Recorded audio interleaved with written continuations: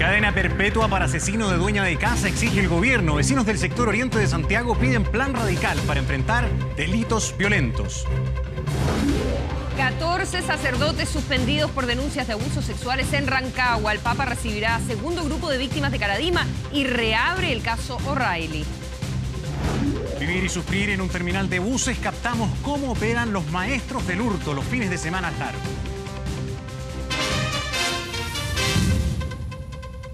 ¿Cómo están ustedes? Bienvenidos a las noticias. El gobierno exigió cadena perpetua para el asesino de Carmen Gómez, la mujer que fue víctima de un asalto este lunes en la comuna de La Reina. El autor está confeso, tiene solo 18 años y, escuche bien, 21 detenciones anteriores. Las autoridades comenzaron a coordinar nuevas medidas antidelincuencia luego de una serie de violentos robos ocurridos en el sector oriente de la capital. Su violencia fue descomunal. Con un arma cortopunzante atacó a toda la familia. Carmen Gómez, de 63, se llevó la peor parte.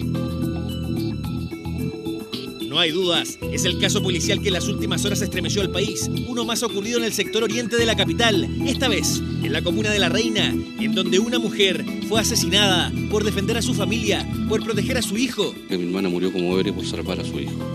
Todo ocurrió de madrugada este lunes. Un sujeto que merodeó el sector en bicicleta, vehículo que escondió tras escoger una vivienda, la del matrimonio Quiroga Gómez, a la que irrumpió por una ventana, porque su propósito era robar algún objeto de valor, y por eso iba dispuesto a todo, y así lo demostró, hiriendo con un arma blanca al jefe de familia, también a su hijo de 34 años, que por una enfermedad se encontraba postrado en una cama, a quien su madre trató de proteger, el hecho que la llevó a enfrentarse con el delincuente, quien la asesinó. Carmen Gómez así perdió la vida a los 63 años de edad. Su victimario, Ariel Mena Suárez, el hombre que mató porque necesitaba robar cualquier objeto que pudiese intercambiar por drogas. Esta persona fue investigada cuando ya tenía 11 años, ya que formaba parte de una banda delictual que se dedicaba a cometer delitos de robos. La necesidad también de participar en grupos de pares, en grupos de delincuentes, con la intención de ganar una especie de prestigio para validarse entre sus pares, hace que este delincuente, que además es consumidor de droga, sea violento en su actuar. Una persona que sí tenía antecedentes previos. 21 detenciones previas, tenía el llamado chico mono. Una persona que ya es mayor de edad. Un asesino de 18 años de edad. Que se encuentra confeso en relación al crimen cometido. Detenido a las horas de cometer el delito, cuando circulaba en el vehículo que robó de la residencia. Y esperamos la máxima pena para quien resulte responsable de este hecho. Y la máxima pena es el presidio perpetuo. El gobierno es tajante. Vamos tras eso. Máxima sanción exigida porque según el jefe del gabinete están todos los elementos para que eso ocurra. Un caso que se convirtió en referente, en una suerte de punto de inflexión. Demostrado eso con esta cita en el Palacio de la Moneda, en donde Andrés Chadwick se reunió con los subsecretarios de su cartera y los máximos líderes de Carabineros y la Policía de Investigaciones, todos conscientes que la sensación de inseguridad aumentó en el sector oriente de la capital. Vamos también a comprometer un trabajo para efecto de reforzar nuestros patrullajes en las zonas donde se están cometiendo la mayoría de estos delitos de robo en lugares habitados. En esta jornada, vecinos de La Reina, debido al asesinato de Carmen Gómez, se manifestaron en la comuna. Prácticamente a todos nos han entrado a robar a nuestras casas. Necesitamos más seguridad. Y los últimos 3 años han sido atroces. Falta de políticas públicas y falta de carabineros. Solamente entre estas dos cuadras encontramos más de 30 asaltos. Reclamos que se replicaron. El municipio debe actuar decididamente, dicen los vecinos. Acá hay un problema del gobierno. El Ejecutivo tiene responsabilidad, aseguró el jefe comunal. En 6 meses nosotros llevamos 6 casos de las mismas características y eso no puede seguir pasando. Casos que no solo se han registrado en La Reina, lo saben los vecinos del sector oriente de la capital. El sector oriente es apetecible porque se sabe que hay casas más grandes, casas más lujosas, donde las personas tienen seguros y muchas de ellas renuevan las cosas que les fueron robadas, o sabemos también que hay una gama de vehículos mejor que en otros sectores, por lo tanto el delincuente sabe que si va a entrar a una de estas casas a robar, va a salir con un buen botín. Hoy día el delincuente sigue a la víctima, Hoy día el delincuente hace un análisis del sector, sabe por dónde ingresar, por dónde salir, sabe dónde están las cámaras de seguridad ciudadana de los distintos municipios. Es sabido que cuando una comuna se toma en serio el tema de la delincuencia y aprieta la seguridad ciudadana, aprieta Carabineros y la Fiscalía, se va a la comuna al lado. Y eso es lo que está pasando hoy día. Alex tomó la decisión solo para proteger a su padre, pero no contaba con que los delincuentes estaban fuertemente armados y dispararían en su contra. Hace solo días en la comuna de Lo Barnechea, un joven de 28 años perdió la vida. Con un arma a fogueo intentó defender a sus padres de un asalto. La respuesta de los delincuentes fue brutal. 11 disparos percutó en su contra uno de los antisociales. Una de esas balas dio en su tórax. Todo por escapar con un par de celulares y las llaves de un vehículo. Lo atrapen. Sí, porque mataron a un niño sano, un dueño de casa, una persona joven. Quería defender a su familia y no. Lo único que pedimos es que lo encuentren. A veces los delitos no aumentan en número, pero lo que aumenta son los niveles de violencia asociados a lo mismo. Y eso obviamente que no nos puede dejar tranquilos. Efectivamente, el aumento de hogares victimizados ha crecido en los últimos 4 años. Yo creo que en materia preventiva el país ha tenido un problema constantemente y que ha sido el de la politización de los asuntos relativos a la seguridad pública. Entonces, las distintas autoridades al momento de asumir quieren solucionar este problema, que es un problema que tiene causas bastante profundas, en tan solo 4 años, que es lo que duran los gobiernos. En la comuna de Las Condes, a fines del año pasado, se apreció este violento episodio. Con un palo, un conserje buscó repeler el atraco de un grupo de antisociales que a toda costa pretendía huir con una caja fuerte. Los llamados motoclock también han hecho de las suyas en comunas como Providencia, Las Condes y Lo Barnechea. Modalidad distinta o más específica de los denominados motochorros, que así buscan obtener relojes de alto valor. En calzoncillos corriendo por este condominio de Quebrada de Macul. Hace pocos días también, el 18 de mayo, se apreció esta escena en Peñalolén. Asalto que sufrió una familia en un condominio, conjunto de viviendas que, aunque están resguardadas por rejas y guardias, se han convertido en objeto de deseo de muchos delincuentes. A mi marido le pegaron como con cacha, se llama, la parte atrás de la pistola en la cabeza, y yo veía que le pegaban como con un atornillador. El gobierno estudia medidas específicas para las comunas, mayor iluminación, mayor coordinación entre las policías y efectivos que dejen sus actuales labores administrativas y salgan a la calle a prevenir y repeler. Son algunas de ellas. Tenemos a la Policía de Investigaciones en otro trabajo especial, que es en la zona oriente de Santiago, cambiar, modificar, especializar sus brigadas del crimen para efectos de poder tener brigadas especializadas, especialmente en los delitos que en esa zona son los más frecuentes, que es el robo. Atracos que han dejado heridos y lamentablemente también provocado muertes. Casos que han generado preocupación e indignación en vecinos que exigen medidas para terminar con una violencia inédita para muchos, la que marca hoy por hoy los robos ocurridos en el sector oriente de la capital.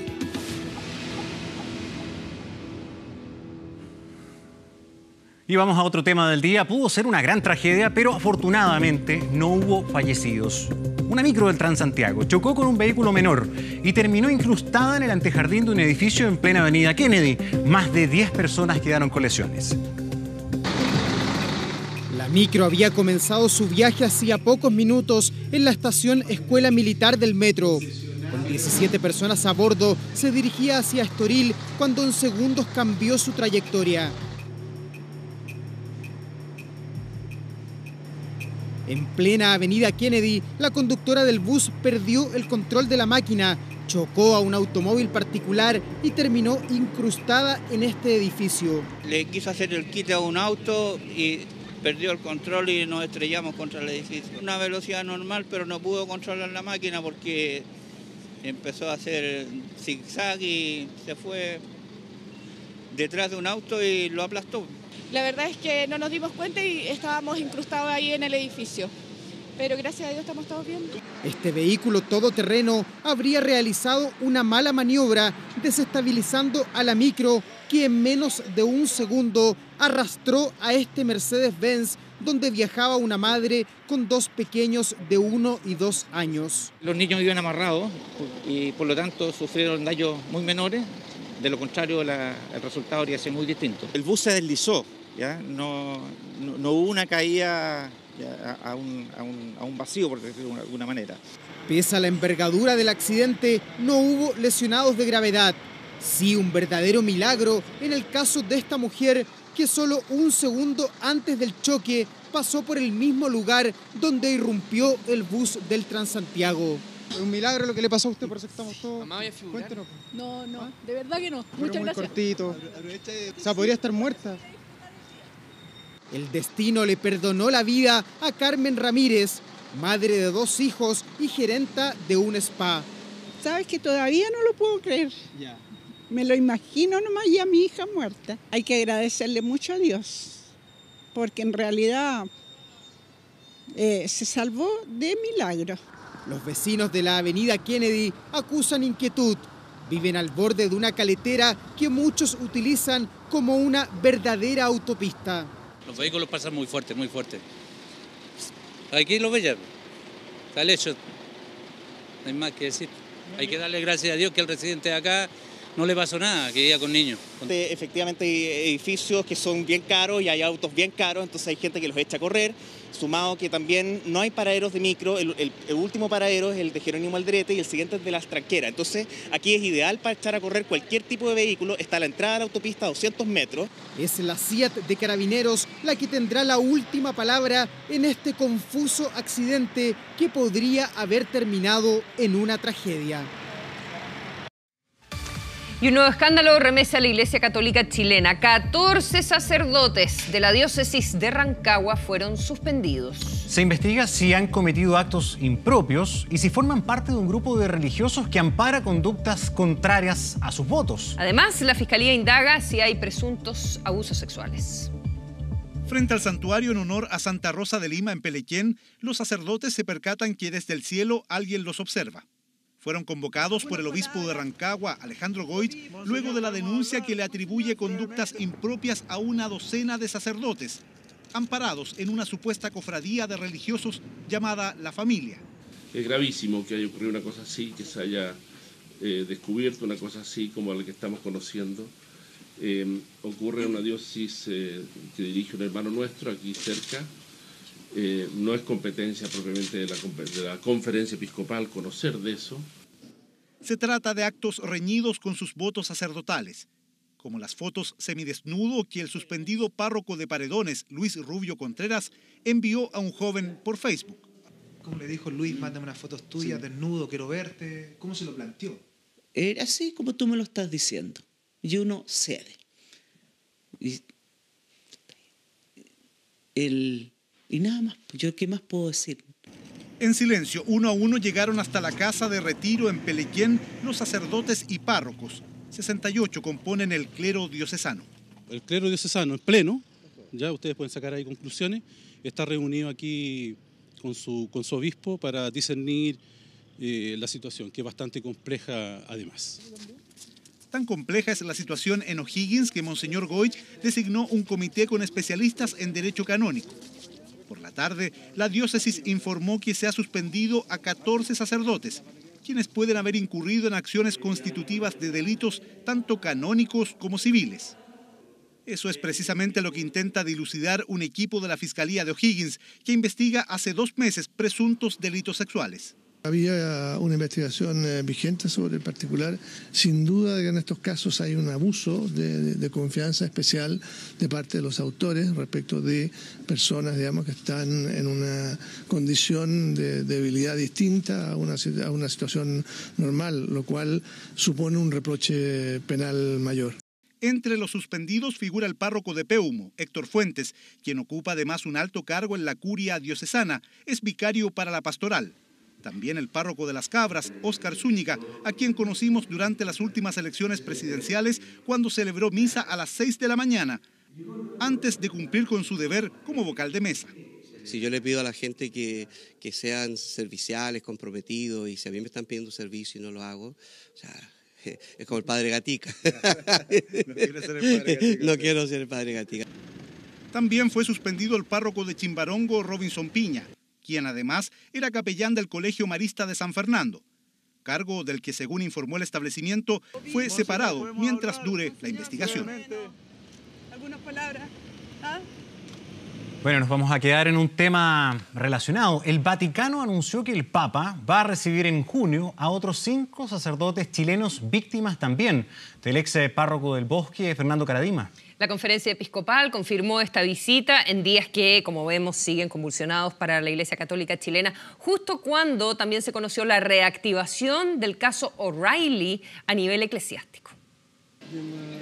Cuando se pensaba que con las visitas de los 3 denunciantes del caso Karadima y la citación que el propio Papa Francisco hizo a todos los obispos chilenos se cerraba el ciclo, las novedades emergieron nuevamente desde el Vaticano. Este martes se confirmó que entre los días 1 y 3 de junio el Papa recibirá en la residencia de Santa Marta a 5 sacerdotes chilenos, también víctimas del ex párroco del Bosque, Fernando Karadima, como daría cuenta el informe Chicluna, por abuso de poder de conciencia y sexual. Entre estos figuran los padres Francisco Astaburuaga, Alejandro Vial y Eugenio de la Fuente. La investigación por abusos, como reconocen desde la conferencia episcopal, cada día les depara novedades, realidades incluso insospechadas, como la ya conocida destrucción de evidencia o lo que ocurría detrás de las paredes de la iglesia del Bosque y que fue relatado paso a paso a Monseñor Chicluna en febrero pasado. Lo que vamos a tratar de hacer con todas nuestras fuerzas es estar a la altura del problema. Estar a la altura del problema, ¿no? Y el problema es gravísimo, la situación es gravísima. Y lo que queremos como obispo es estar a la altura del problema. Problema que se extiende con detalles ya ampliamente conocidos del caso Karadima, de los colegios maristas, en los últimos días con la crisis que se destapó en la iglesia de Rancagua y este martes con la sorpresa que ha causado la reapertura desde Roma de la investigación canónica del sacerdote John O'Reilly vinculado a abusos sexuales. Ya cerca de cumplirse la totalidad de su pena de 4 años de libertad vigilada que le impuso la justicia penal, los obispos dicen sentirse asombrados con lo conocido este martes respecto del religioso de origen irlandés, quien al día de hoy no ha recibido sanción eclesiástica alguna. En el caso de John O'Reilly estábamos también todos muy sorprendidos. En realidad esto no debiera haber ocurrido, se ha demorado tanto tiempo, que fue enviado todo el expediente allá y recién me sorprendió escuchar que dice que se está reactivando. Es lo que observan a la distancia, sostienen desde la conferencia, ya que las sanciones eclesiásticas que pueda o no tener en el futuro O'Reilly dependen de la celeridad con la que actúe su congregación, en este caso, los legionarios de Cristo. El tiempo ha pasado, por lo que la pregunta surge casi espontánea. ¿La conferencia episcopal no ha podido hacer algo más? No son en ningún caso culparse. El padre O'Reilly ha seguido un proceso que ha sido llevado por su congregación a la cual él pertenece. No es competencia de la conferencia, entonces hay muchas cosas que hay que saber distinguir y algunas veces veo yo que hay que intentar tratar de distinguir. Como ya sabido, desde la conferencia se declaran llanos a lo que decida el Papa tras poner sus cargos a disposición. Si casos como el Karadima, Rancagua o O'Reilly ameritan la limpieza que una parte grande de la feligresía espera, acatarán lo que disponga el superior de la Iglesia Católica. Vamos con otra información de carácter policial. Un joven de 19 años confesó haber asesinado con un mazo a una mujer de 71. La víctima, que le arrendaba una casa al padre del acusado, fue encontrada muerta 3 días después de este crimen. Es calladito, no hablaba con nadie. Sí, de buena familia. Así describen a Cristian Valencia, de 19 años, un joven tranquilo. A los 3 años su madre falleció y no siguió estudiando después de cuarto medio.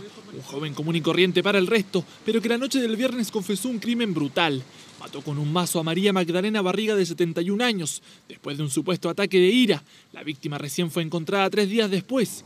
El detenido es el hijo de su arrendatario. Vivían en una casa construida en el patio. Malo, porque encontrarse con algo así en una calle tan tranquila, menos es tranquilo acá. ¿Conocían a las personas aquí? Sí, la señora María, sí. ¿Vivía con la señora tranquila? ¿Cómo era ella? Tranquila, estaba enferma, vivía en su casa, no molestaba a nadie, tranquila. Ella pasaba siempre por aquí. Yo cuando venía me decía, hola Angelita, ¿cómo estás? ¿Cuándo llegaste? Una persona muy... Ay, qué tremendo. Según confesó, previo al ataque llegó hasta su casa, rezó un Padre Nuestro y le pidió perdón a María Magdalena por lo que haría. Luego de golpearla 4 veces en la cabeza con un mazo, escribió Dios acompañado de una cruz en la muralla y le robó 70.000 pesos. No tenemos duda respecto de su participación en esta muerte, motivado por alguna quizá enfermedad, pero eso tendrá que ser demostrado. La defensa de Cristian Valencia pidió exámenes psiquiátricos que acrediten una patología mental, petición que por ahora fue rechazada hasta que no presenten documentación. Mientras tanto, el acusado quedó en prisión preventiva por los 120 días que durará la investigación. Sigue la polémica, esto por el resultado de las presidenciales en Venezuela. Además de la falta de observadores internacionales independientes, la alta abstención, la exclusión de opositores de peso en las elecciones, los críticos de Nicolás Maduro citan otras razones para cuestionar la legitimidad de este proceso. Denuncian, por ejemplo, que su convocatoria estuvo a cargo de un organismo fraudulento y que en ese país no existe separación de poderes.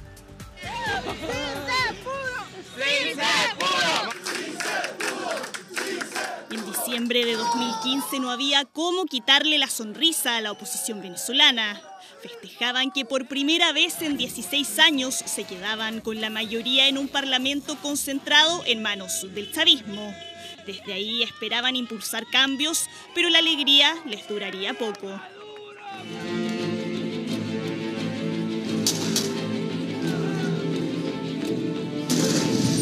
En los años siguientes, la crisis económica, política y social llegaría a su nivel máximo.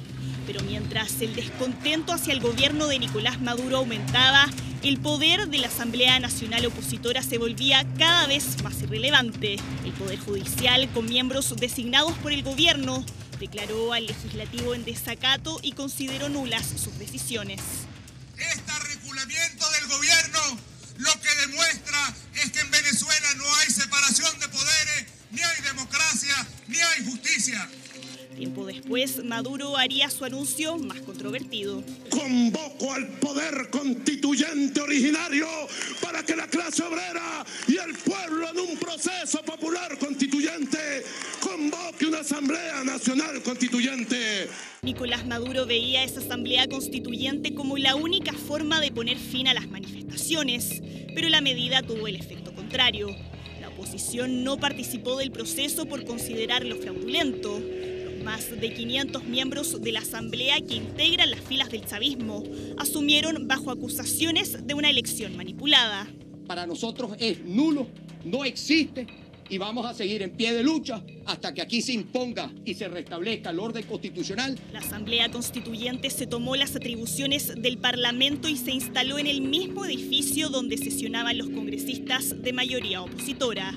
Fue esa cuestionada asamblea la que decidió adelantar a mayo las elecciones presidenciales previstas para diciembre. Y vamos a las elecciones, llueva, truene o relampaguee. Sin oponentes de peso y con sus principales adversarios inhabilitados o detenidos, como Enrique Capriles o Leopoldo López, Maduro se sentía con el camino despejado. La coalición opositora Mesa de Unidad Democrática nuevamente no quiso participar y llamó a la abstención. Denunciaron falta de garantías como observadores internacionales independientes o un organismo electoral equilibrado, aunque el ex chavista Henry Falcón estuvo dispuesto a enfrentar a Maduro bajo esas condiciones. Al término del proceso dijo una de las frases más repetidas de la jornada. Que no reconocemos este proceso electoral como válido. Estas carpas denominadas puntos rojos estuvieron en la mira. Hubo denuncias de que el gobierno pidió pasar por ahí para reportar su participación a quienes tienen el carnet de la patria, el documento necesario para acceder a programas sociales. Maduro en la campaña prometió dar beneficios a quienes acudieran a votar con ese carnet. Pero ni las críticas, ni las sanciones, ni la condena internacional parece importarle a Maduro, que a pesar de una de las peores crisis que afecta a Venezuela, se aseguró continuar en el poder hasta 2025. Y a propósito de esta misma noticia, el gobierno calificó de insolentes las declaraciones del alcalde de Recoleta, Daniel Jadue, quien acusó al presidente Sebastián Piñera de formar parte de los mandatarios golpistas del continente. Dijo que no reconocieron la reelección de Nicolás Maduro. El militante comunista fue uno de los políticos chilenos que participó como observador en los comicios venezolanos del domingo pasado. Lejos de su patria, miles de venezolanos siguieron las elecciones presidenciales este domingo. Pero también hubo chilenos representantes del Partido Comunista, el PRO y el Frente Amplio que viajaron hasta Caracas para ser observadores de un cuestionado proceso. El país estaba más seguro de lo que nosotros esperábamos encontrarlo. En una situación política bastante compleja, creo que esta elección se desarrolla en un marco de tranquilidad y de transparencia. Yo creo que es lamentable que en Chile todavía existan dobles miradas sobre las dictaduras. Aquí no hay dictaduras buenas ni malas, simplemente es una vergüenza esos políticos chilenos que fueron a apoyar una dictadura como la de Maduro. Una dictadura también para el último embajador de Chile en Venezuela, el antes ministro de Salvador Allende, Pedro Felipe Ramírez. Yo como hombre de izquierda, y sigo siendo hombre de izquierda, me parece que es necesario señalar que ahí hay una dictadura y hay una grave crisis humanitaria, que es lo que más duele. Yo creo que lo que tenemos que hacer hoy día es unificar fuerzas y esfuerzos, porque el pueblo venezolano, en los esfuerzos que está haciendo por ratificar su proceso democrático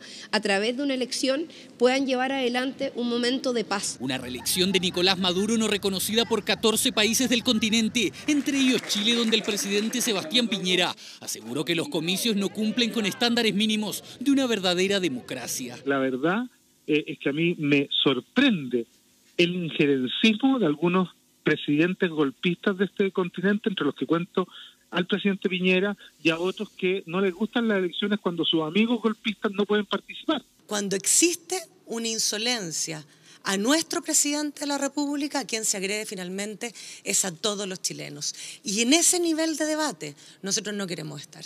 Debate en Chile también sobre lo ocurrido en Venezuela, donde según informó el gobierno no habrá embajador de nuestro país, hasta nuevo aviso.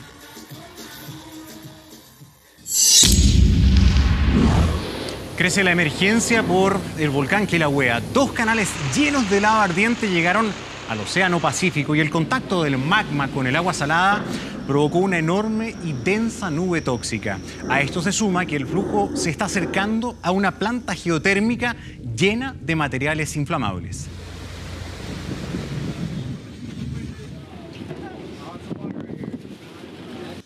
Cuando la alerta estaba al máximo en Hawái por la imparable actividad del volcán Kilauea desde hace 3 semanas, la llegada de la lava hirviendo al Océano Pacífico elevó aún más la alarma por el peligroso efecto que provoca esta combinación.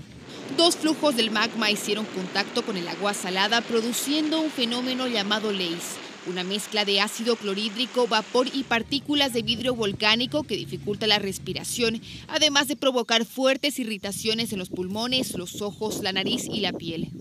El flujo que está entrando al océano está creando un ácido sulfúrico y un ácido clorhídrico, así que todas las personas que viven cerca del flujo sentirán todos esos gases, se acercarán donde ellos están y esa no es una buena señal. Los expertos advirtieron que incluso el contacto con los bordes tenues de las nubes ácidas pueden ser nocivos para la salud, por lo que las autoridades llamaron a los residentes a alejarse lo más que puedan de esta fatal mezcla. Los ríos de fuego que fluyen por las 22 fisuras abiertas tras las erupciones alcanzaron zonas residenciales, destruyeron al menos 40 estructuras y están cortando cada vez más calles y carreteras. Además, las salpicaduras de lava han alcanzado hasta los 2 metros de altura, provocando el primer herido por el fenómeno natural. Un hombre sufrió lesiones severas en una pierna cuando un proyectil de fuego le llegó mientras estaba sentado en su terraza. El temor ahora se concentra en la planta geotérmica de Puna Venture, que suministra el 25% de la energía de la isla grande de Hawái. Los científicos advirtieron que la materia fluorescente está a solo 250 metros de alcanzar las instalaciones que contienen sustancias inflamables. El contacto podría provocar una emisión incontrolable de gases tóxicos.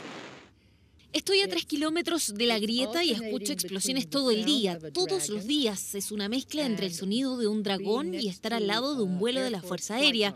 Hoy es como aviones, no puedo creer que esté a 3 kilómetros de distancia y lo escuche. Hasta el momento, 2.000 personas abandonaron sus hogares de forma obligatoria, pero desde esta semana las autoridades comenzaron a evacuar a más residentes sin previo aviso por el inminente peligro. Los ruidos subterráneos y temblores continúan en el archipiélago y esto para los científicos podría ser el aviso de una nueva erupción, pero aún más potente y destructiva, profundizando así la teoría de geólogos que ya hablan de este desastre como el peor fenómeno vulcanológico del último siglo. El presidente de Estados Unidos, Donald Trump, sugirió que la esperada cumbre con el líder norcoreano Kim Jong-un podría atrasarse y no ocurrir el 12 de junio. Si no ocurre ahora, tal vez podría ocurrir más tarde, dijo Trump en la Casa Blanca, luego de reunirse con el presidente surcoreano a quien recibió para discutir precisamente sobre esta importante reunión. Al recibir a Moon, Trump apuntó que puede ser que la fecha del 12 de junio no funcione. Sin embargo, dijo no tener dudas de que el líder norcoreano habla absolutamente en serio en relación al compromiso de eliminar las armas nucleares. La presión de Washington a Pyongyang para lograr una desnuclearización completa y los recientes ejercicios militares conjuntos entre Estados Unidos y Corea del Sur han puesto en duda la cumbre y el acercamiento entre ambas Coreas. Volvemos a noticias del país. Con golpes y patadas terminó una audiencia de formalización ocurrida en Arica. Un taxista acusado de abuso sexual y violación de una adolescente quedó con arresto domiciliario, desatando la ira de familiares y vecinos de la presunta víctima. Los manifestantes consideraron la medida como insuficiente.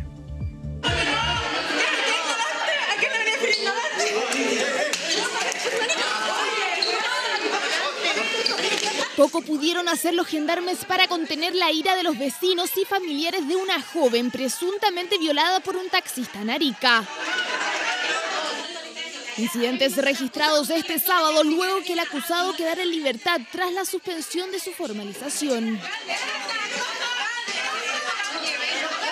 La mujer de negro es familiar del taxista de 46 años a quien se le acusa de abusar sexualmente y violar a un adolescente de 16. Este martes finalmente fue formalizado en medio de intensas medidas de seguridad. El imputado quedó con arresto domiciliario nocturno y prohibición de acercarse a la víctima por el tiempo que dure la investigación, decisión que desató nuevamente la indignación de la familia. Nos invitan a que vengamos a poner la denuncia. ¿Y qué es lo que hacen? Los protegen. Hay varias que han hecho la denuncia y tienen miedo a algunas otras. Y lo identifican todo este gallo. Y yo lo que no entiendo por qué lo dejan en libertad. O sea, la ley está proporcionalmente hecha para el delincuente acá en Chile. Pese a que la Fiscalía solicitó la prisión preventiva, la defensa del taxista acusó falta de peritajes para comprobar el delito de violación por el que arriesgaría hasta 15 años de cárcel. De acuerdo a los antecedentes que el día de hoy contábamos, era solamente un abuso sexual porque no se pudo acreditar un desfloramiento de la menor, es decir, la penetración. La niña señala que hubo penetración, a lo menos parcial. Se están haciendo peritajes comparativos para efectos de establecer vinculación con el supuesto agresor. Tras la formalización y la libertad del presunto abusador, familiares de la víctima y activistas protestaron afuera del tribunal en un hecho que desató la ira de la comunidad, que no quiere más casos de violencia contra la mujer en la ciudad de Arica. Y este martes la justicia rechazó un posible juicio abreviado para Rafael Garay. El ingeniero, que se mantiene en prisión preventiva, está imputado por el delito de estafa por un monto cercano a los 1.800 millones de pesos. El tercer juzgado de garantía de Santiago consideró que la pena solicitada por el Ministerio Público de 5 años de presidio es insuficiente y que no existen atenuantes que permitan realizar este procedimiento, y por eso decidió rechazar la petición de una salida alternativa al juicio. La defensa lamentó la decisión del tribunal y anunció que van a pedir una audiencia para revisar las medidas cautelares de Garay. Por su parte, los querellantes afirmaron que hasta el momento el imputado no ha mostrado voluntad de reparar el daño causado. Con esta decisión, las partes quedaron a la espera entonces de la audiencia de preparación del juicio oral, que buscará determinar la responsabilidad de Rafael Garay en este delito reiterado de estafa del que se le acusa en contra de 29 personas.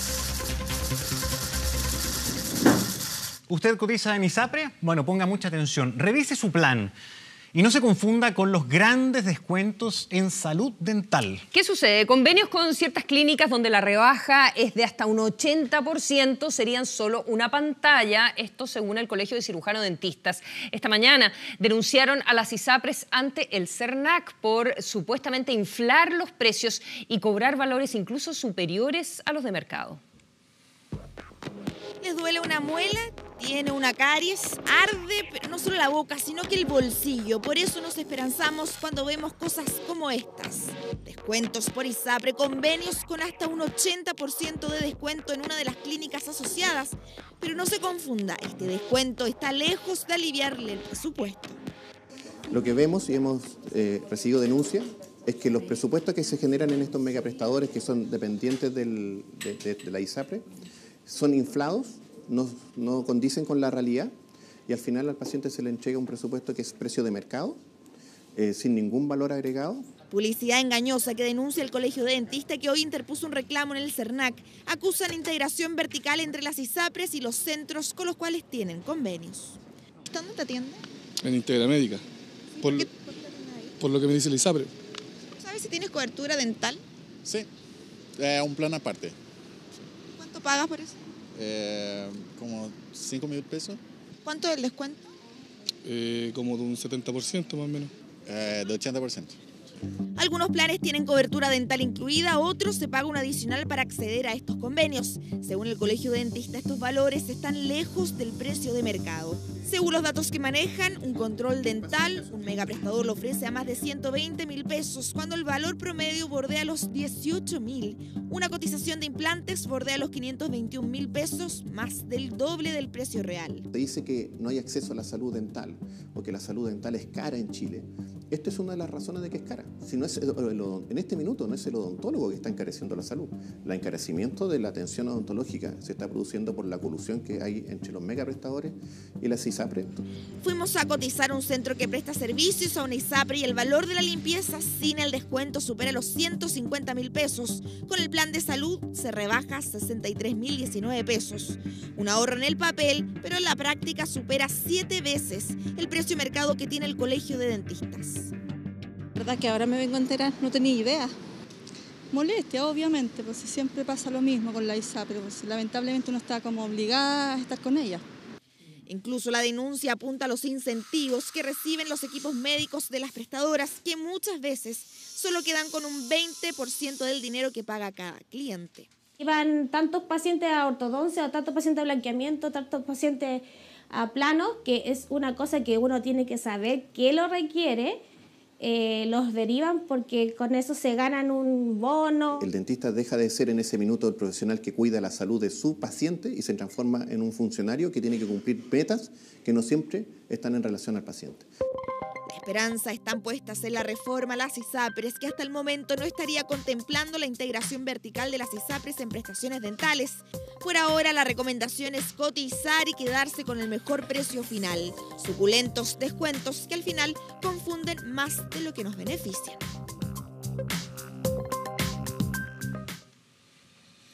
El exfrentista Jorge Mateluna está condenado a 16 años de cárcel por un asalto y lleva 5 años preso, pero él alega inocencia. Su defensa adjuntó pruebas que acreditarían un montaje en la presentación de su caso. Bueno, a esa convicción incluso llegó la presidenta Michelle Bachelet, que intentó indultarlo en su momento. Las supuestas irregularidades en el proceso hoy son públicas. La mañana del lunes 17 de junio del año 2013, un grupo de asaltantes irrumpió la sucursal del Banco Santander, ubicada en el Parque Enea de Pudahuel. En la esquina de las calles Gastón Pascual y Camilo Cienfuegos fue detenido Jorge Mateluna Rojas, ex integrante del Frente Patriótico Manuel Rodríguez, condenado a cadena perpetua e indultado luego de una prolongada huelga de hambre el año 2004. El sargento Patricio Freire fue uno de los carabineros que detuvo a Jorge Mateluna. Durante el juicio, declaró que al día siguiente del asalto realizó lo que llamó una pequeña reconstitución de escena. Ese lugar se fijó fotográficamente sin evidencias o con evidencias. Como las especies habían sido levantadas, entonces yo le indiqué dónde encontré la especie y se hizo una pequeña recreación de la escena por parte de OS9. A 9 meses de ocurrido el asalto, el capitán Juan Muñoz Gaete dirigió una rueda de reconocimiento de presos en la cárcel de alta seguridad. Necesito por favor que la observe detenidamente a cada una de ellas y en el caso que logre reconocer a alguno, me indica el número de izquierda a su derecha, el número de la persona y me indica las circunstancias también las cuales lo reconoce, por favor. El quinto. El testigo reconoce el número 5. ¿Y el 5 quién es? El señor Astorga. ¿Y usted qué puso en el informe? Mateluna. ¿Y usted sabiendo que era Astorga por el número? Fue un error. Es grave su error, ¿eh? Desde el punto de vista, le digo, del esclarecimiento de los hechos para nosotros los jueces y la responsabilidad que tenemos. Sí, correcto. Finalmente, el exfrentista fue condenado a 16 años de cárcel por el asalto al banco de Pudahuel. Una sentencia que motivó campañas en redes sociales y el montaje de una obra de teatro. Todo para defender la inocencia de Mateluna. Para nosotros ha sido una oportunidad de sentirnos activos como ciudadanos y como personas que son capaces de reaccionar ante las injusticias y no quedarnos en nuestras casas tranquilos.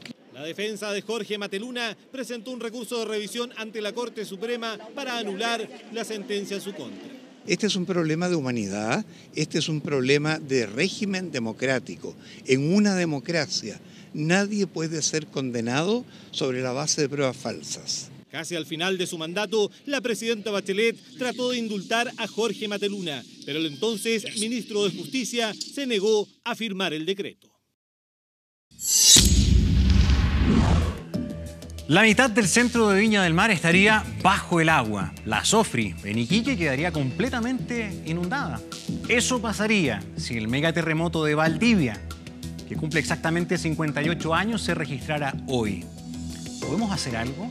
¿Estamos preparados de manera diferente para enfrentar otro de similar magnitud? Es lo que se preguntan científicos que preparan modelos para, precisamente, hacer frente al próximo supersismo que se espera para la zona centro o también en el norte del país. Mire.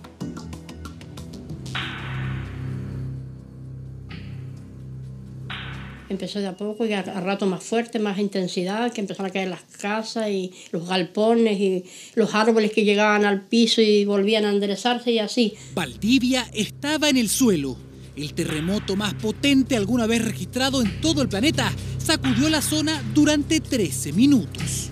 Esa gente que estaba en los árboles, se murieron todos porque cayó el árbol y se las llevó con todo. El movimiento telúrico fue tan masivo que fracturó toda la zona de subducción entre la península de Arauco y la península de Taitao. El terremoto liberó 25 veces más energía que el 8.8 del 27F, pero eso no fue lo peor. Nadie estaba preparado para lo que venía después. Se veía como una película las casas, que el mar las subía y las bajaba y las subía y las bajaba. Y así hasta que oscureció, con todos esos lamentos y llantos y gritos de la gente que estaba ahí atemorizada, porque no dejaba temblar. El tsunami azotó las ciudades costeras entre Concepción y Chiloé. Hasta 12 metros de altura alcanzó la pared de agua que arrastró todo a su paso en Valdivia. Ese 22 de mayo murieron 2.000 personas y 2 millones quedaron en la calle. Una sirena sirve hoy de recordatorio, una señal de alarma para rememorar un episodio grabado a fuego en la mente de muchos valdivianos. Bueno, fue un susto muy grande que a nadie se lo doy, maestro, porque nunca en mi vida yo sentía temblores, pero no un temblor tan largo y tan fuerte. La tierra ya no se movía, sino que brincaba. Se partía el cemento, caían las casas. La tierra se ondulaba igual que el mar, igual que estar en el mar. Y al correr hacia la casa nos botaba hacia adelante, hacia atrás. A 58 años del desastre, estos testimonios podrían ser la clave para comprender los alcances de un fenómeno único en el mundo. Los efectos en Chile no son muy conocidos. Se sabe, por ejemplo, que en Valdivia hubo efectos importantes, pero en aquellos tiempos no había una forma de registrar en forma sistemática los efectos del tsunami. Redescubrir el tsunami de 1960 es el nombre del proyecto, una recolección de datos en terreno y entrevistas en zonas donde casi no había información. Un barrido de 500 kilómetros desde Valdivia hasta el canal Chacao.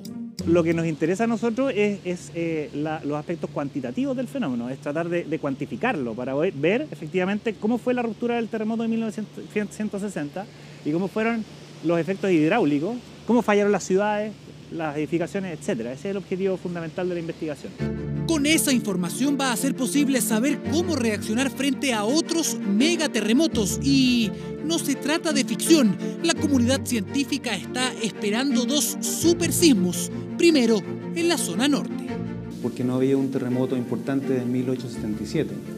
Y hemos estado trabajando con equipos multidisciplinarios para evaluar los daños que pueden ocurrir debido al terremoto. Usando modelos computacionales, los científicos han proyectado cómo reaccionaría una ciudad como Iquique frente a un terremoto magnitud 9 y un posterior tsunami.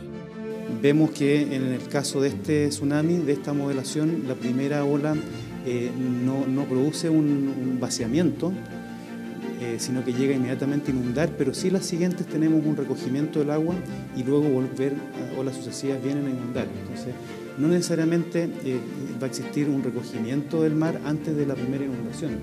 El agua escurriría por las calles. En 10 minutos, el puerto de Iquique quedaría sumergido.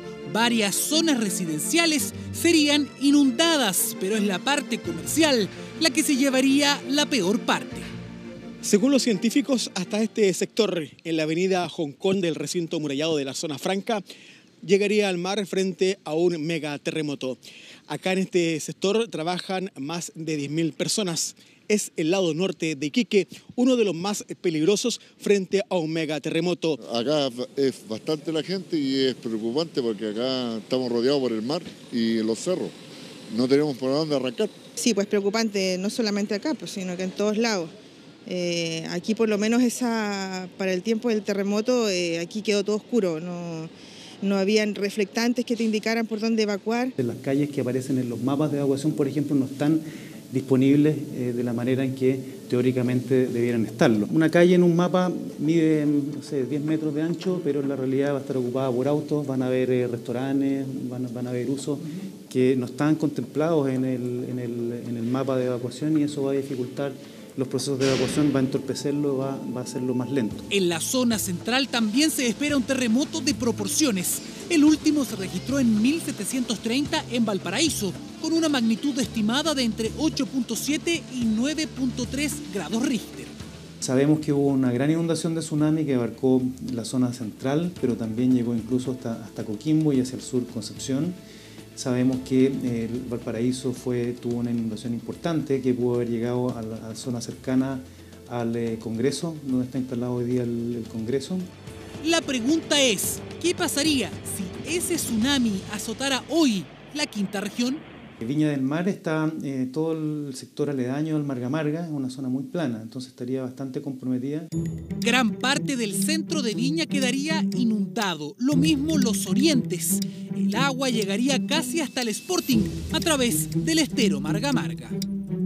Y esa zona es importante poder reforzar lo que es la preparación de las personas para poder generar una autoevacuación ordenada y también el mejorar lo que es la mantención y el uso del espacio urbano para también pensar en que tiene que estar expedito para poder evacuar. Yo creo que el énfasis desde el año 2010 a la fecha ha sido en lo prioritario, que es salvar la vida de las personas, pero el entender cómo reaccionan las ciudades yo creo que es un tema que está un poco al debe.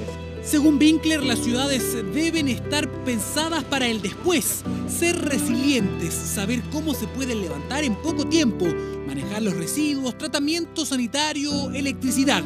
Un desafío pendiente que es mejor pensar ahora, antes que sea demasiado tarde.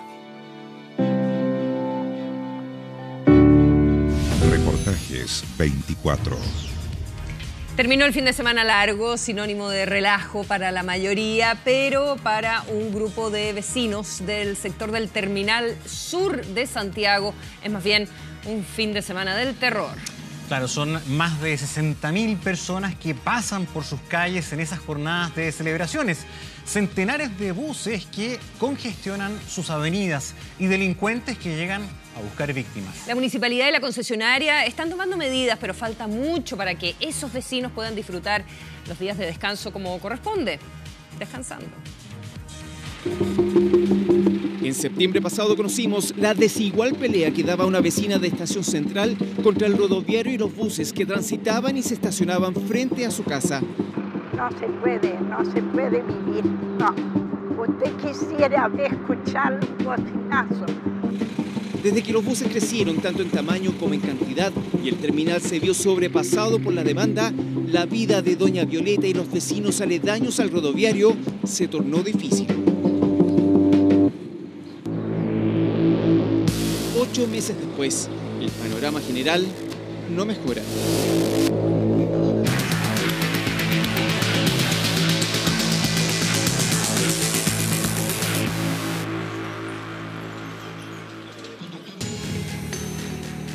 Es viernes previo a un fin de semana largo y los más de 500 trabajadores del terminal se preparan para recibir la masiva oleada de pasajeros. En promedio nosotros sacamos 1.600 buses día, entre que entran a descargar y salen, pero el fin de semana largo podríamos llegar a 1.800, lo cual se traduce también en un número importante de pasajeros, entre 50 a 60.000 pasajeros por día. Este terminal mueve alrededor de 2 millones de pasajeros al mes.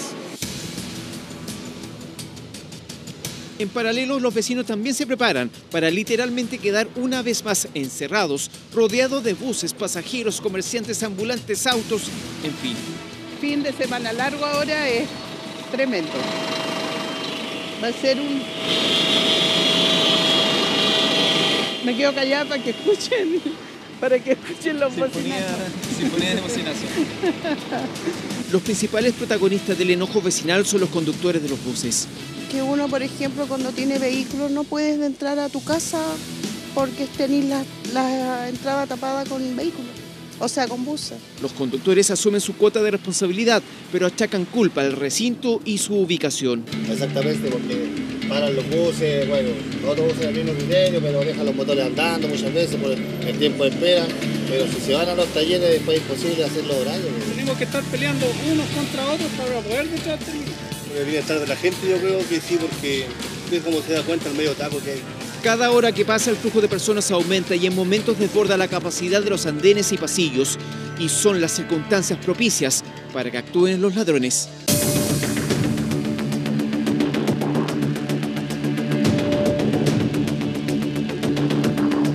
Toman algún teléfono celular, alguna cartera las personas de mayores edad, normalmente. Ya, pero es relativamente seguro el terminal. Sí. Dentro del terminal sí, porque están los guardias de seguridad rondando la zona. Quienes administran el recinto de buses aclaran que se trata de un lugar seguro si se considera la cantidad de personas que transitan versus los incidentes que se denuncian. El año pasado tuvimos detenidos aproximadamente casi 700 personas. Lo que llevamos al año, enero, febrero, marzo, abril, ¿no es cierto? Llevamos más o menos aproximadamente unos 120 más o menos. Uno de los delitos más recurrentes en el terminal es el hurto de maletas y bolsos. Yo no soy mi cartera. No, porque acá anda mucho delincuente. Sí, po. Años que conozco acá yo, po. Ladrones que hacen del descuido su materia prima para materializar su labor. Usted no deja libre ningún bulto, no lo deja solo. No, porque uno pierde.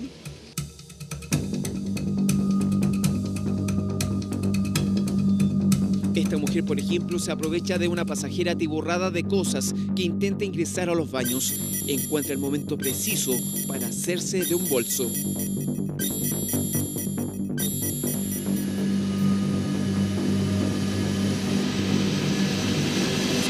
Pero también estos ladrones se aprovechan del exceso de confianza de las personas. Esta pareja traslada maletas. En el ir y venir dejan sin vigilancia su equipaje y es allí cuando opera el impulso de apropiación de lo ajeno de quienes deambulan por los pasillos del terminal. Saben la oportunidad, ¿no es cierto?, cuando está el descuido del cliente, cuando no hay seguridad, cuando no hay carabineros, saben horarios precisos, entonces ahí ellos ocupan la oportunidad para obviamente actuar. Los propios trabajadores de las boleterías y ventanillas de atención de público han sufrido la acción de estos ladrones de baja estofa. Para estos tiempos que hay ahora, sí, es seguro. Esta otra situación ejemplifica lo extraño que pueden llegar a ser las necesidades o intereses de los ladrones. Se hace de un extintor. Nadie sabe para qué lo roba. Cuando nosotros llegamos habían pandillas, o sea, habían realmente redes para cometer el delito, que eran bandas delictuales. Esas bandas, el año pasado, la última banda que se desarticulizó, ¿no es cierto?, fue en el mes de agosto del año pasado. ¿Ya? ¿Y era la banda de los...? La banda de los peruanos, ¿no es cierto?, y la banda de los guatones, ¿no es cierto?, que hacían el robo por sorpresa, pero ocupaban bandas. Los lanzas que actúan en el terminal de buses están categorizados y muchos de ellos identificados a la espera que alguna cámara de seguridad los registre. Hay muchos que le denominan lobos solitarios, que actúan solos, ¿no es cierto?, vienen en forma estacionaria, porque algunos ni siquiera son del sector, a diferencia cuando son duplas. que viene siempre una mujer o un hombre o dos hombres y que participan en el delito como complicidad del otro. Otro frente delictivo es arriba de los buses. Los lanzas se hacen pasar por pasajeros para ir en búsqueda de mochilas y bolsos. Entra el delincuente, ¿no es cierto?, sube arriba, registra el bolso, se da el lujo de registrar el bolso algunas veces por descuido y hurta el producto y sale del interior del bus. En el exterior del recinto hay personajes singulares que han visto en el atochadero de buses su oportunidad de ganar dinero. ¿Siempre hay taco acá? Todos los días. Todos los días. Los fines de semana sobre todo. Ya. ¿Y ahí estáis siempre ahí tú? Todos los días estoy aquí. Soy el único que estoy aquí. ¿Quién te paga? Los choferes. ¿Los choferes te pagan por...? Sí. Voy a ayudarlo, acomodarlo. Conociendo su caso, descubrimos el lado menos amable o mal educado de algunos de los choferes de buses.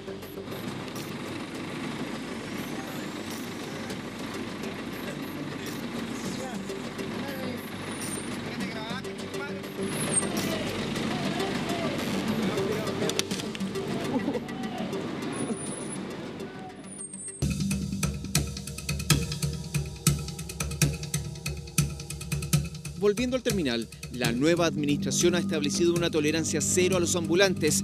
Cada comerciante informal que ingresa tanto a los andenes como a los pasillos son inmediatamente expulsados. Usted entraba al terminal de buses y hablaba por celular y alguien se lo sacaba por sorpresa y iba corriendo y se iba. Y era muy habitualmente en la línea, lo que es línea Alameda. Hoy en día usted puede hablar tranquilo en el terminal de buses. Puede hablar tranquilo, saben que no van a robar. No es que alguien delincuente vaya y le vaya a arrebatar por la fuerza alguna maleta o un bolso o que lo maltraten o le peguen. Eso no existe en el terminal de buses hoy en día. Como en todo recinto público, en el rodoviario se han vivido situaciones incómodas. Este tipo se aprovechó de la aglomeración para darle un agarrón a esta mujer. No contaba con que sería increpado y retenido por otra persona. Después reconoció tanto el hecho como el gesto técnico. El muchacho le tiró un agarrón a la niña. No es tanto los delincuentes, o sea, se ven muchos jóvenes pidiendo dinero y de repente con un aspecto porque el dinero no es para algo bueno, es como para vicio más que todo. Es un hecho que este terminal quedó chico ante tanta demanda de pasajeros y oferta de buses. La concesionaria a cargo del recinto anuncia una pronta remodelación.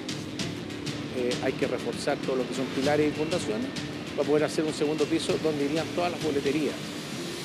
Y en un primer piso iría todo el personal, ese pasajero que sí viaja respecto a los andenes, de ensanchar un poco los andenes, o sea, alargarlos de manera de en un metro lineal más 100, te da más o menos 100 metros cuadrados donde puedes poner más pasajeros parados.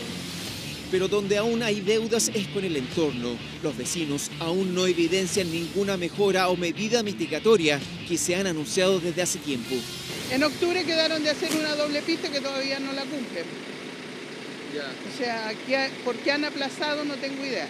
El gerente destaca que se habilitó un segundo portón de ingreso de buses, lo que ha permitido bajar los tiempos de espera y que pronto comenzará la repavimentación de la calle Federico Rey.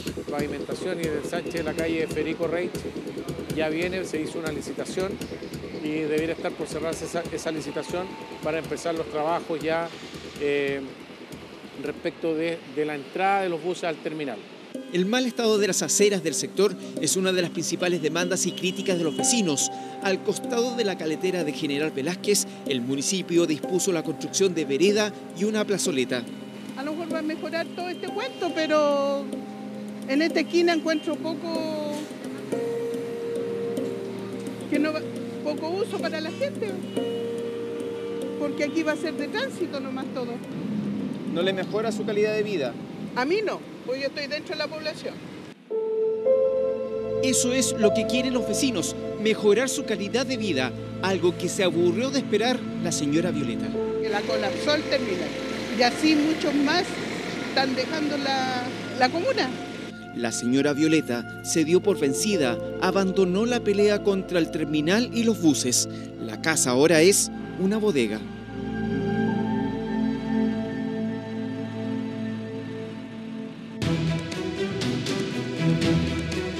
Los que viven en las inmediaciones del terminal no quieren que, como en el caso de Doña Violeta, el ruido, los buses y el rodoviario terminen por hastiar a la gente.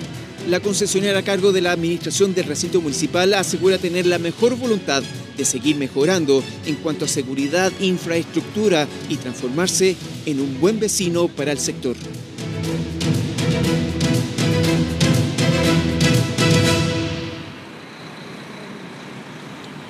Dos delincuentes fueron abatidos esta tarde luego que intentaran arrebatar el vehículo a un oficial de la Policía de Investigaciones en una estación de servicio en Quinta Normal. El detective había llegado hasta este servicentro en Mapocho con General Velázquez para cargar combustible en su camioneta Ford Ranger. Bueno, ahí 3 delincuentes se acercaron. 2 de ellos lo apuntaron con armas de fuego para exigir que le entregara el vehículo.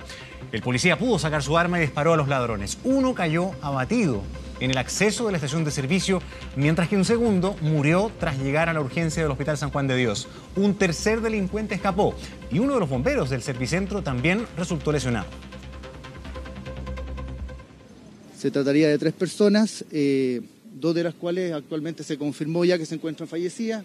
Una de estas personas cae a pocos metros del lugar, gravemente lesionada, y uno de los segundos sujetos intenta ocultarse en unos departamentos que se encuentran frente a la estación de servicio, situación que posteriormente, al verse acorralado por particulares, sale hacia la vía pública y queda tendido en el suelo herido con un impacto de bala en la región torácica y siendo detenido por personal de la PDI.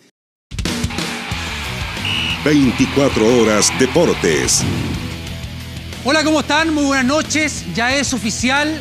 Manuel Pellegrini regresa al fútbol inglés.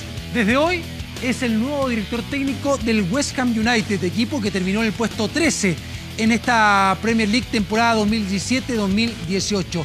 Regresa entonces a Inglaterra, donde estuvo entre el 2013 y el 2016, en el Manchester City, donde logró 3 títulos de campeón, incluyendo una Premier League.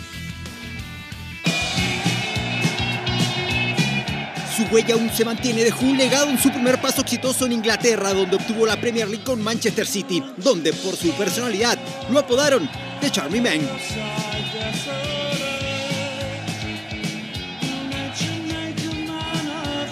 Popular canción del legendario grupo de Smiths, Manuel Pellegrini regresa a Reino Unido para ser el técnico del West Ham, cuadro que así lo presentó en sus redes sociales.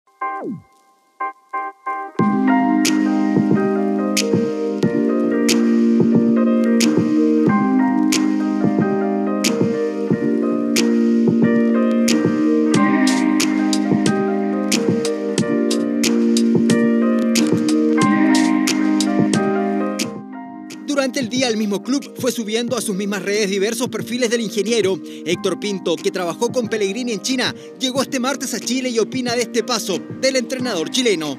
A lo mejor se agotó un poco o no veía mucho futuro al respecto y decidió a lo mejor poner fin a eso.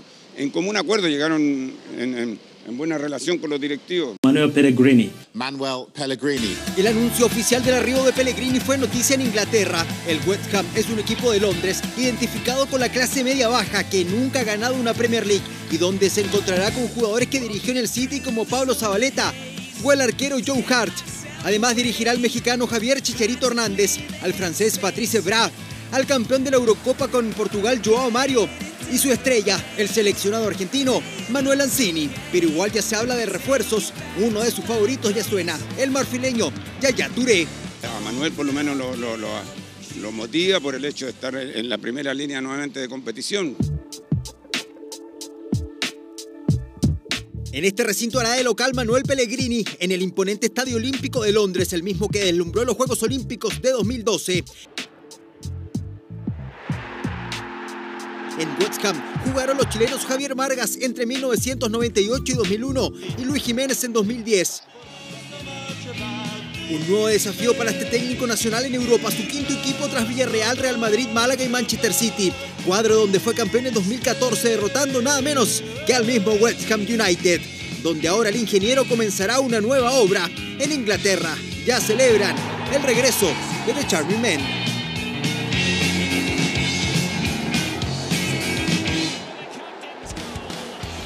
Bien, el chileno se convierte así en el tercer director técnico mejor pagado del fútbol inglés. Como lo vemos, recibiendo $10 millones al año. Y también algo muy importante, con un presupuesto de 80 millones de la divisa estadounidense para conformar el plantel de cara a la próxima temporada. El mejor pagado, sí, ya lo sabemos, el hombre récord, el campeón de la Premier League, el entrenador del Manchester City, el español Guardiola. Y el segundo mejor pagado es el portugués, ¿sí? José Mourinho, director técnico del Manchester United, recibiendo $15 millones al año. Bueno, y Universidad de Chile está jugando en estos momentos en el Estadio Nacional. El cuadro universitario está perdiendo 1-0 frente a Vasco da Gama en el último partido de la fase de grupos aquí en la Copa Libertadores de América. ¿Qué pasa con este resultado? No va a los octavos finales de la Copa Libertadores. Bueno, para eso tenía que ganar 8 goles, con 8 goles de diferencia, y que por la misma diferencia, por ejemplo, Cruzeiro le gane, perdón, Racing a Cruzeiro. Bueno, un milagro impensado.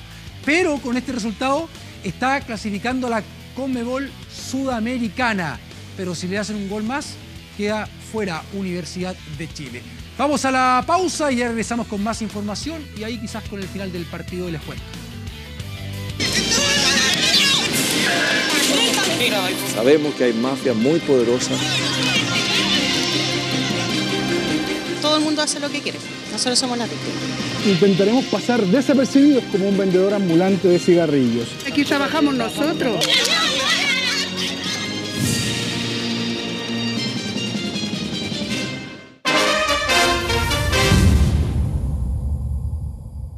Todos tenemos un motivo. 4 compromisos en educación en todos sus niveles anunció este martes el presidente Sebastián Piñera. El mandatario inauguró oficialmente hoy la escuela preescolar Domingo Mate de Puente Alto. En la ceremonia, el jefe de Estado dijo que una de las grandes tareas en Chile es garantizar el acceso a la educación preescolar, ya que actualmente existe más cobertura en la enseñanza superior que en el periodo inicial. El jefe de Estado también se comprometió a mejorar la calidad de la educación técnico-profesional, tanto en enseñanza media como a nivel superior. Para lograr este objetivo, anunció la creación de 300 liceos técnicos de excelencia. Finalmente, el presidente Piñera también puso énfasis en el cambio al sistema de capacitación de los trabajadores, lo que va a beneficiar a 9 millones de personas aproximadamente. Calidad en todos los niveles. Acceso universal a la educación preescolar para todos nuestros niños. Mejorar la calidad de la educación técnico-profesional y cambiar dramáticamente el sistema de capacitación para que nuestros trabajadores no se queden atrás y puedan ser ciudadanos de la sociedad, del conocimiento y la información. Esa es la gran misión de nuestro gobierno.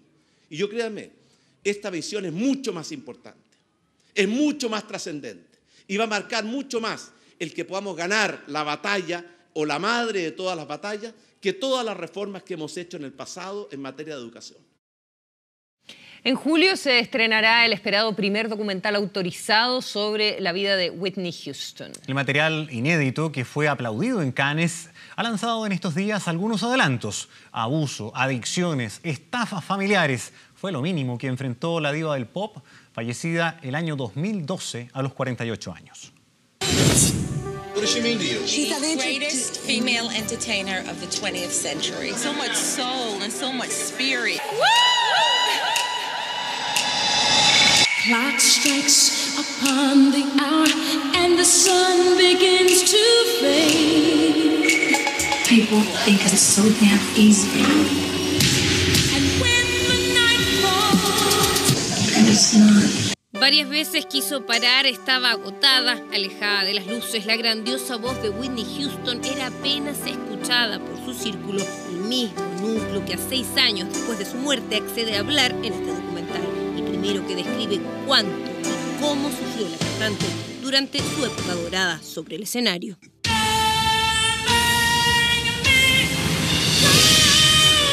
Do you think she understood herself? The things coming at her, she just wanted to escape the pressure.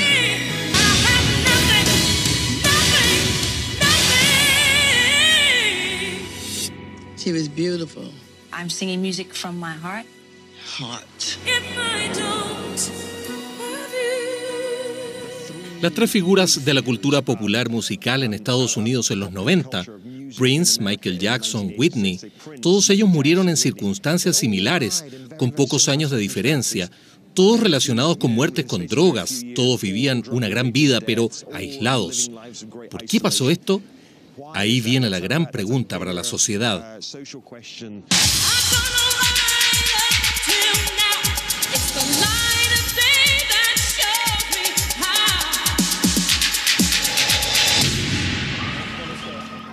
Whitney es el segundo documental en un año sobre la vida y muerte de Whitney Houston. Estrenado y aplaudido en Cannes, en Estados Unidos, se espera con expectación. Todo mientras Latinoamérica aún desconoce si llegará a la pantalla grande. Everybody loved her. She was a little girl wishing upon a star, always trying to find her way back home.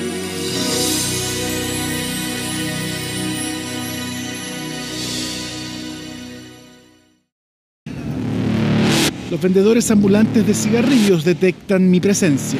Se juntan, conversan y deciden enviar a esta mujer para recopilar más datos de mi atrevida apuesta.